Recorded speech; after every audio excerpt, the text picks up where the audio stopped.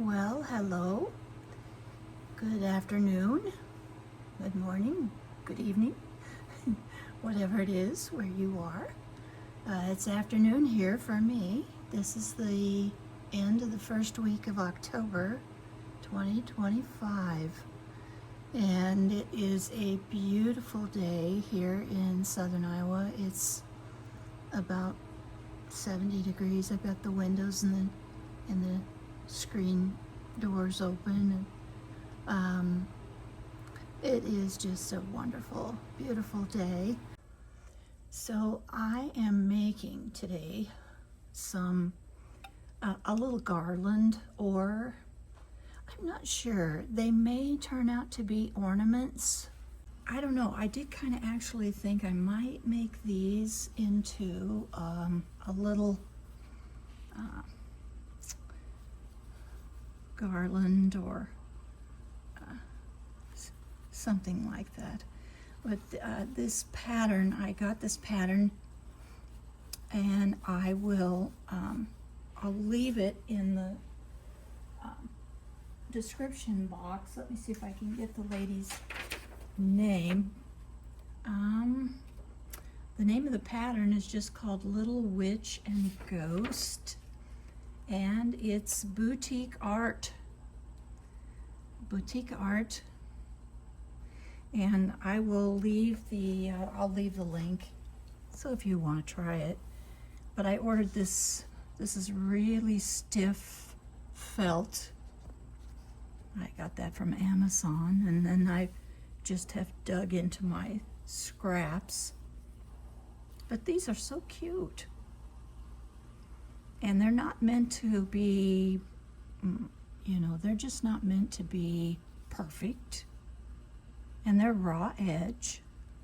So then you can, of course, when you trace this onto your heat and bond, you can do it one way or the other. So I'm going to have my little ghosts are going to go both directions. I think that's so cute. And this is my little witch. She's, oh boy, she's probably 7 inches, maybe. But I just had a ball making her. And so I decided that if I did want to do a garland, I needed like 4 more of the little witches and 1 more ghost. So I've been kind of working on those. So I put heat and bond light on the back of my fabric. I traced my design, and then the ghost has a pumpkin, and then you stitch in his little mouth and eyes and his little arm over here and the sections of the pumpkin. And this is the little witch, the little girl witch. And I did see someone on YouTube use a Teflon pressing sheet and put this all together and then put it on the felt. But I didn't do that. I just laid mine out, like what you would do. And I have tried to conserve this felt. It doesn't cost very much, but I did want to try to hang on to as much of it as I could. But you can see that things just layer on, and you can kind of put them how you want them. But you want to be sure and leave some room around here, because you're going to be trimming. I did all my stitching. I even put a little flower on her hat. But you're going to be stitching all of this on 1 layer of the felt, and then you add a 2nd layer, and you go all the way around the outside, and then cut it out. And you could put a grommet Or you could even, you could use embroidery floss and stitch it to I would rip a piece of homespun probably for the string for my garland, and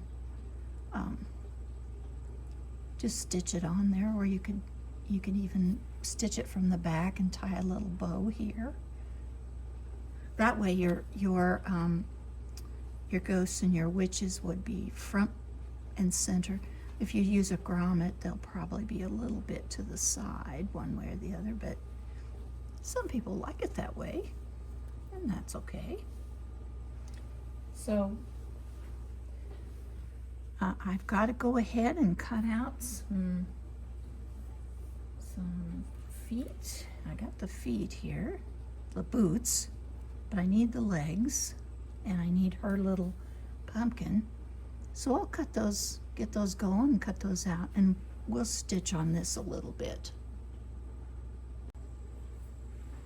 Well, I've got my template here, and this is Heat and Bond Light. This is the glue side, and this is the paper side. And for her little legs, you don't have to reverse anything. But you'd want to keep that in mind if you were doing some sort of design that, you want to be sure and get your design going the right way. So sometimes when you trace these things, they have to be reversed. And then so there's the legs, and then I need the little pumpkin for her to hold. I'm in front of my window beside my sewing machine, and there's quite a few little shadows. There's a tree out there, and the leaves are blowing, and I hope you'll be able to see all this. So now what I'm gonna do is put this on some orange fabric and this on some skin-toned fabric. Press those on, and I've got my iron here hot, and we'll cut them out. You could probably use Steam light, or imagine any kind of fusible would probably work. It just has to be paper backed, you don't want to, you'd have to have something you could write on.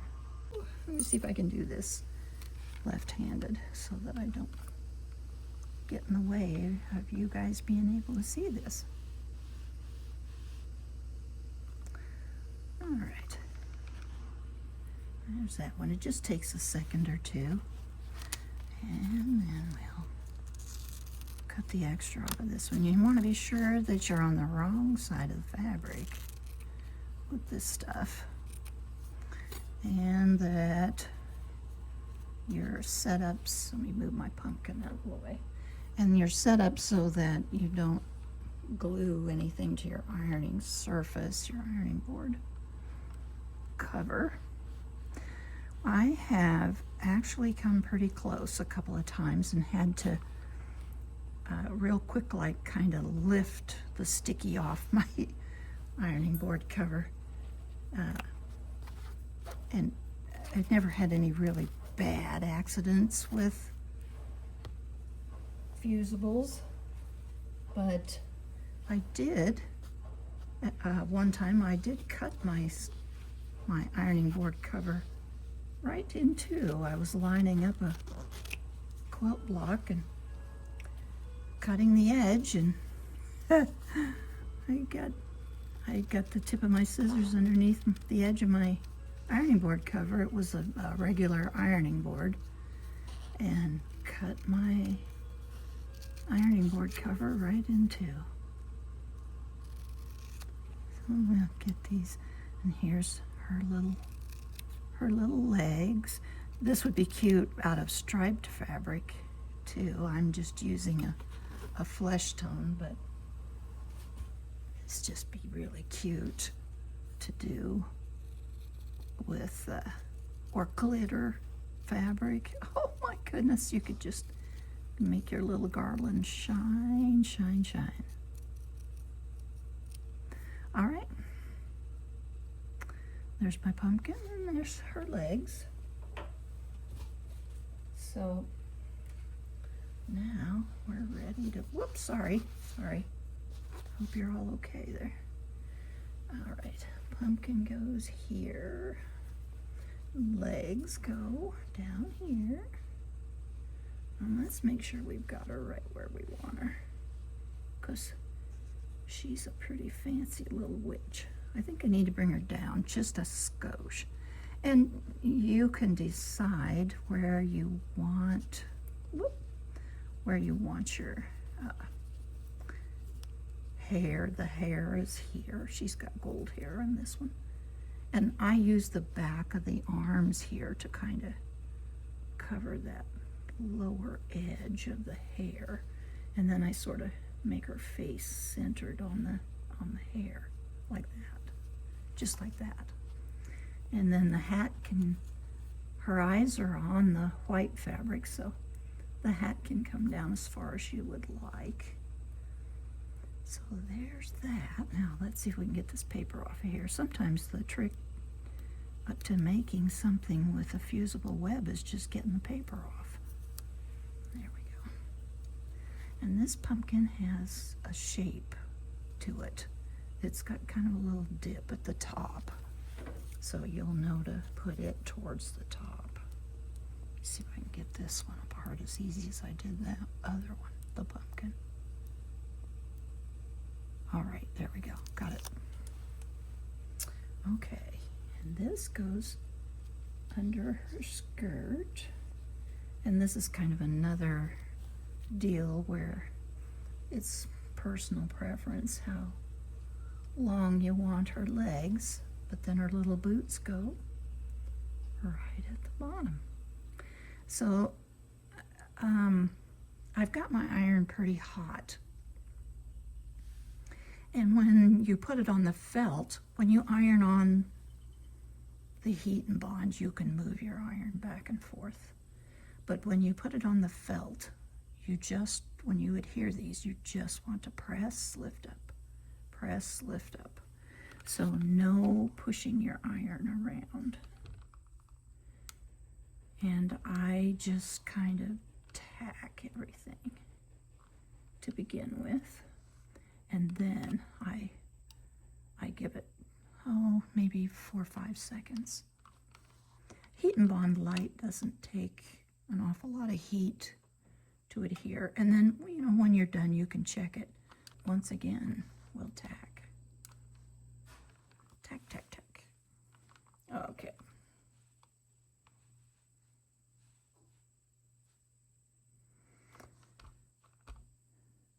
Alrighty. Now, this looks good to me. It looks pretty good. Everything is down. I think her hair needs a little more. That's kind of a metallic fabric. Might just need a little more heat. All right. Now then, another trick is to not move it until it's cool. So let's bring this one that I already have fused over to the machine, and we'll do a little stitching and have some fun. Now the stitching on this is not meant to be perfect. It's you can jump around and get a wiggly in there. It's supposed to be spooky, a little bit spooky. So let's go do that. So to set up my machine to do this, I've dropped my feed dogs, where this is all going to be free motion.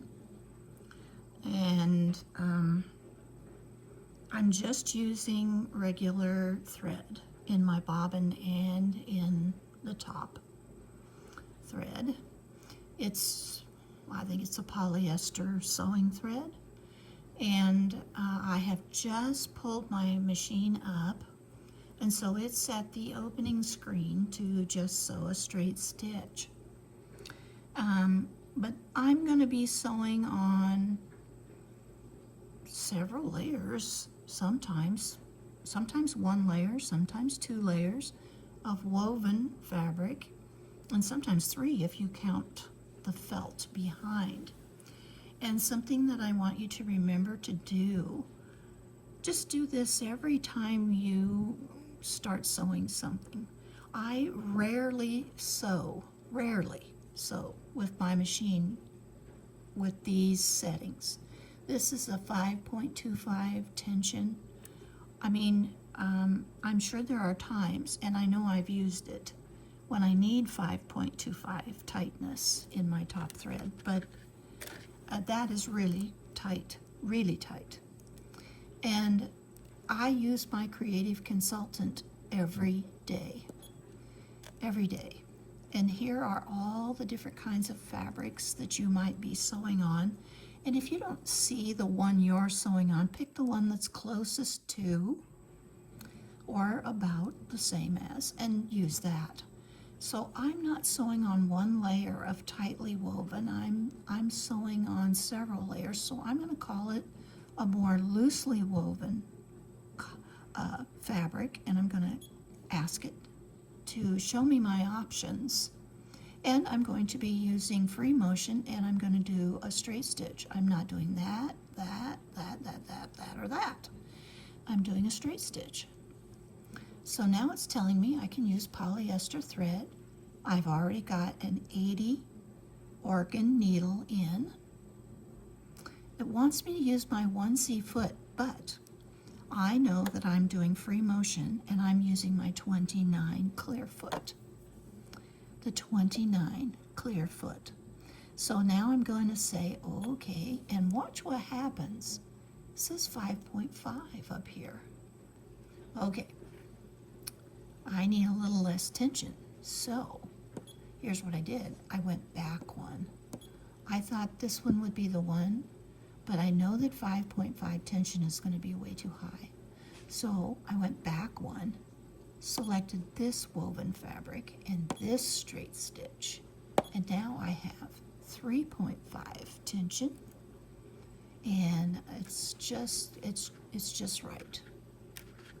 And I'm not going to worry about the length because I have my feed dogs down, and I'm not going to worry about that because I'm controlling the length of the stitches.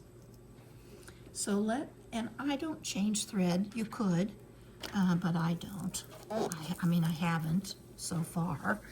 So let me move you down where you can see what I am sewing on.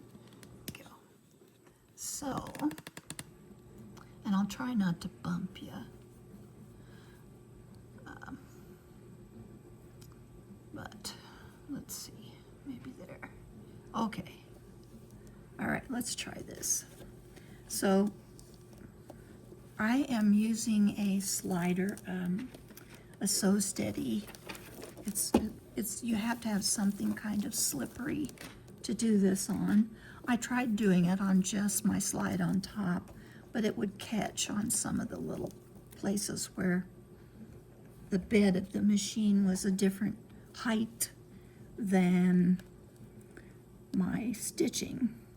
So I've got kind of a burgundy thread up top, and I've got a black in the bobbin. And I'm going to set it so that my needle stops down in the fabric in case I want to, move around a little bit or something. And I'm just going to go around the inside edge of all the pieces. So I'm just going to get started. And I'm not going to speed the video up. That way you can kind of hear how fast my machine is going and how fast I'm moving the fabric. But that's something that is individual.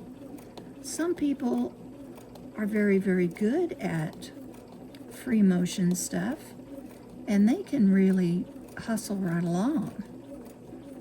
And I don't do it often enough to be really, really super good at it.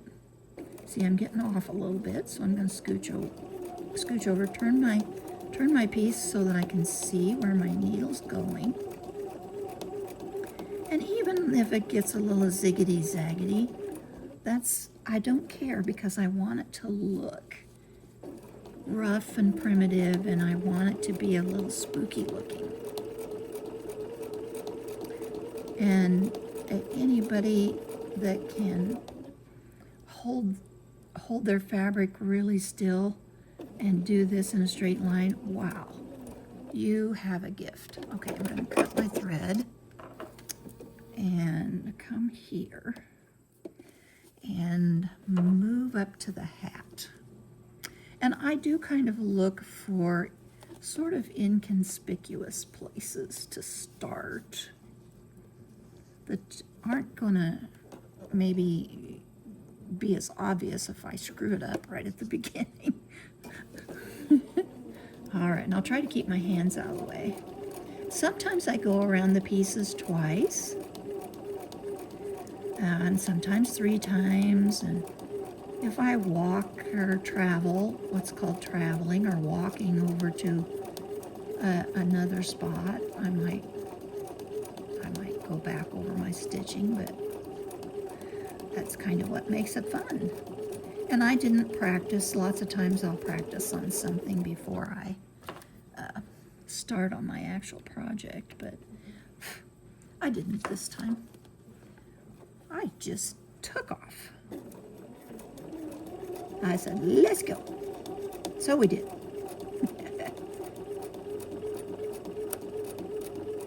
What's that the ladies say nowadays? She thought she could do it, so she did. So I'm going to go around this again, and I'll put a little flower on the hat and a hat band. We've got to have a hat band. That way it'll look more. Okay, let's put our hat band on here. Whatever your mind can see, that's what you can stitch. Okay, let's put a flower. Let me see if I can do this.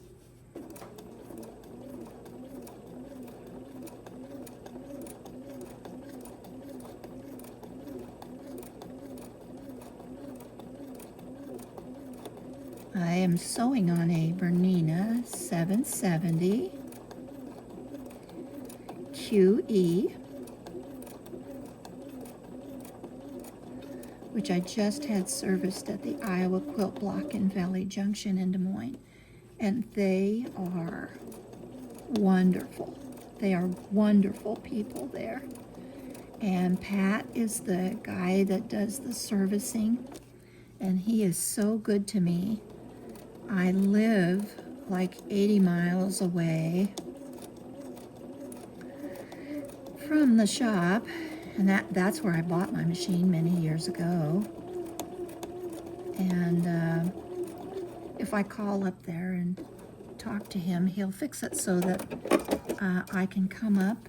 Look, there's my little flower. And he'll service my machine the same day, and I don't have to make another trip. All right, let's do her hair. Well, let's do her face first. That's a little more difficult, so I'll do her face because her hair's easy. You can get pretty messy with the hair. Okay, so let's go around her face, and her little ears, and her arms. And we might even do the pumpkin while we're here. I'm getting kind of close to the pumpkin because I don't want to have a gap. But maybe you would like a gap there, so, do it if that's what you want to do.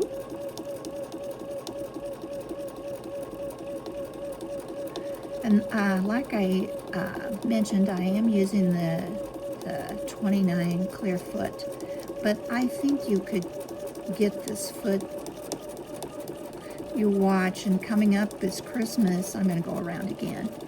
Coming up is Christmas, and Bernina will usually have a foot sale or an accessories, a big sale at Christmas. I think I got this foot when it was the foot of the month.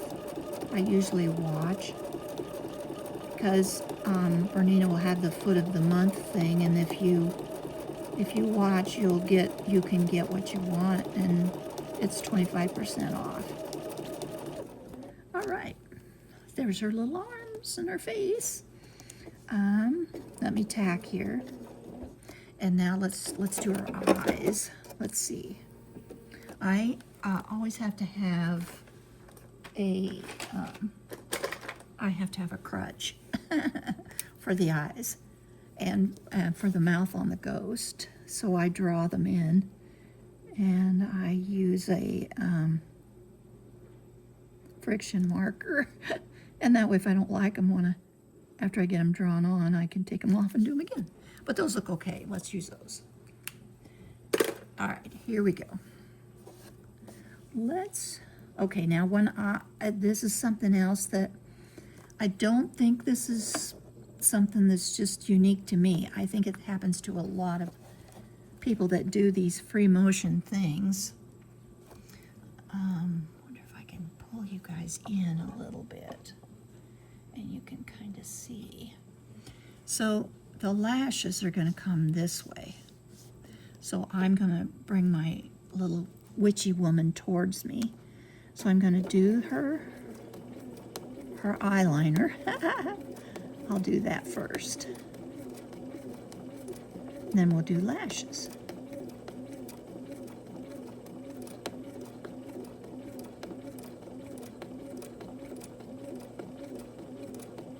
There we go. All right, cut the thread, and there's an eye. Oh, that's cute. Looks good. Looks pretty good. I'm going to trim these and trim these. And we'll do the other eye. Now, to do the other eye, I still have to come towards me to get the lashes right. And for some reason, the left eye is always a problem for me. I think I don't know. It's something about the way my world sits. My world sits different than most. I'm a little odd. I have been that way all my life. Okay, lashes coming up.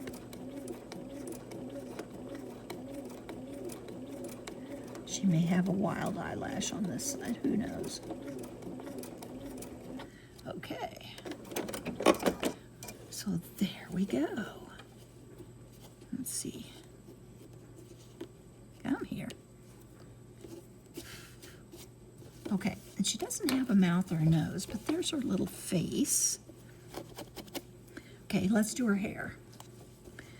And now with hair, you can have a bunch of fun. You can make them have curly hair and do little circles. You can make them have wavy hair and do waves. I'm going to go around the outside edge of everything first, like I did all the other pieces.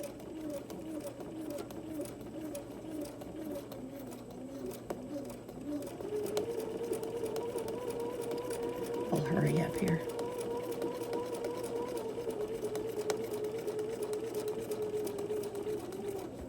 Okay, so when you feel yourself begin to, your body wants to twist a little bit or something,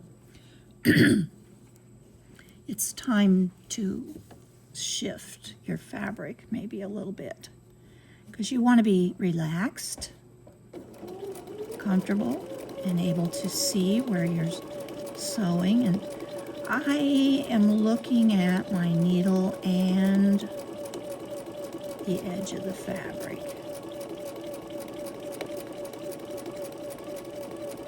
All right, and back to the beginning. Now I can start doing some fun stuff with the hair here. So I'm going to just give her stringy, witchy, sort of stringy hair.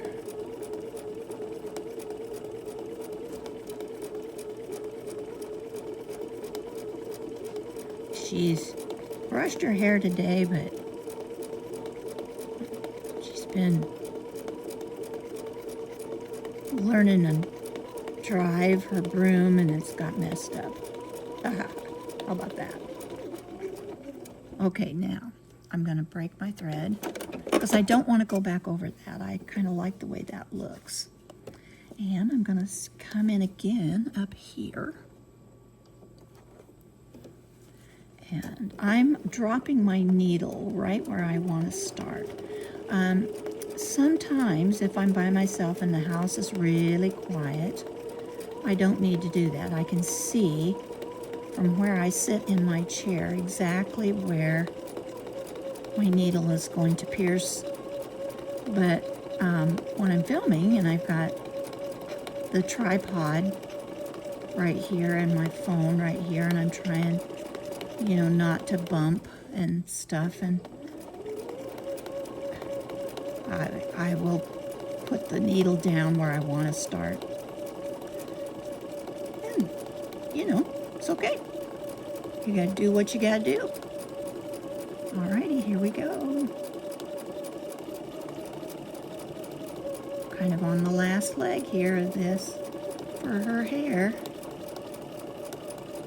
And I might have some little zigzags in there, and I do not care one bit. I like the look of this.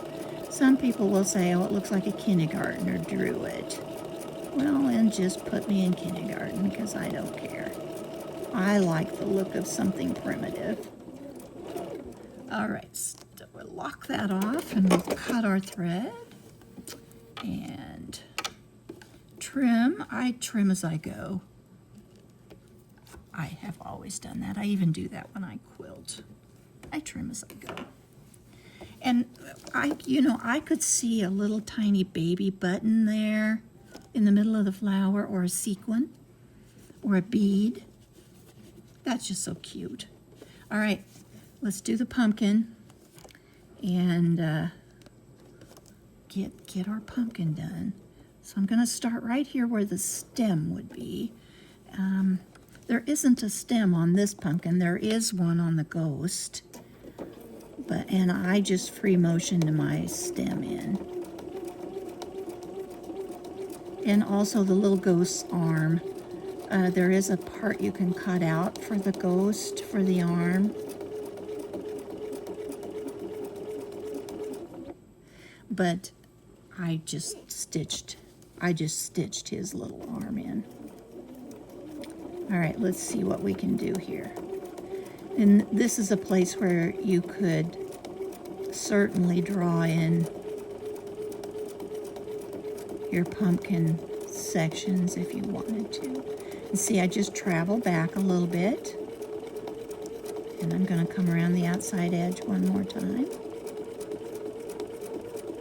And my pumpkin's done. Okay. Cut my thread. All right. So all that's left is her. You could come in and do some designs in her little dress if you wanted to. But I'm gonna go ahead and finish her feet and her boots up, her legs and her boots, sorry. And then we'll come back and I'll show you how to attach it so that you don't have the back showing, and you'll have a nice pretty back like this one on your piece. Okay, let me finish up the legs and boots and I'll be right back. Alrighty, got her all done. So now we are going to need a second piece of this heavy felt. And this felt is not really a woven, so like if you have scraps, and you can put this any way you want. But my little witches have turned out kind of tall.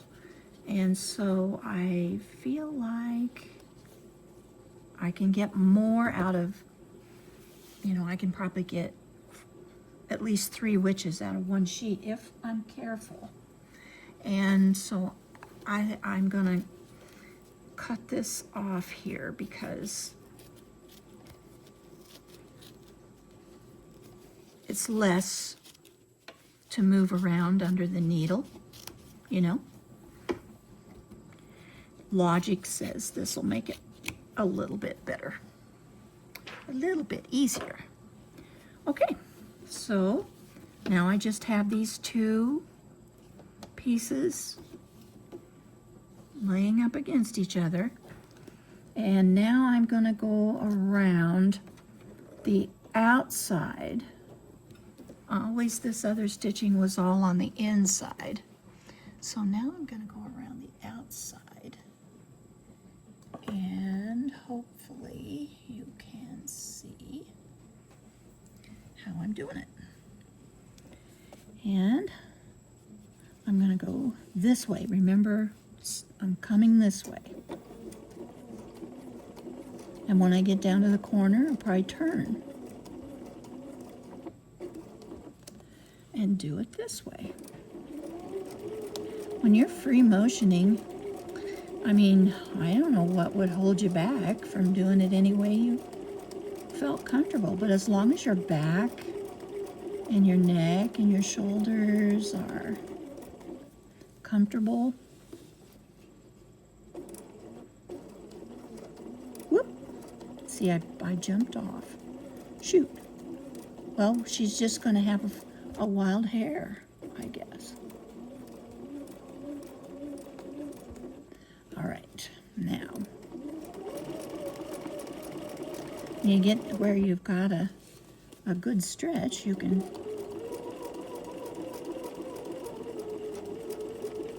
put the pedal to the metal. Or, if you want to, you can use your speed control. And that way, if you don't want to go real fast, you can set your speed control to a speed that you like. And it won't matter if you put the pedal to the metal, it'll always go the same speed. Berninas are such incredible machines. I have never had any regrets about purchasing a Bernina. And believe me, I have asked my Bernina to do some pretty crazy things, and it did it. As long as I had my settings correct and I did everything right, I was able to do whatever I wanted. Now when I get this all done around here, I'm just about back to the beginning. So I only go around once on when I sandwich these, and then I'd be sure to lock it good, and then I cut my thread and trim the tails front and back, and there you have it. Got that done. And then I use my Karen K. Buckley scissors, which I probably shouldn't, but I use them, and I just go in and cut around. And I leave a little edge just because it's cute. I like it, and I think that's kind of the way the pattern suggests that you do this. I suppose I'm out of the, I hope I'm not out of the, let's see, I may have to go take my bread out of the oven. I hear my timer. Do you guys make homemade bread? Oh, I love homemade bread. I'm a farmer's wife, so homemade bread has been a part of my life for, I don't know, 100 years. Probably 60 years at least. I'm 73 years old, and I've been married 54 years, so and I make homemade bread for all of us. I have 3 kids. Growing up, we always had an extra kid or two. How many loaves of homemade bread do you think I've made?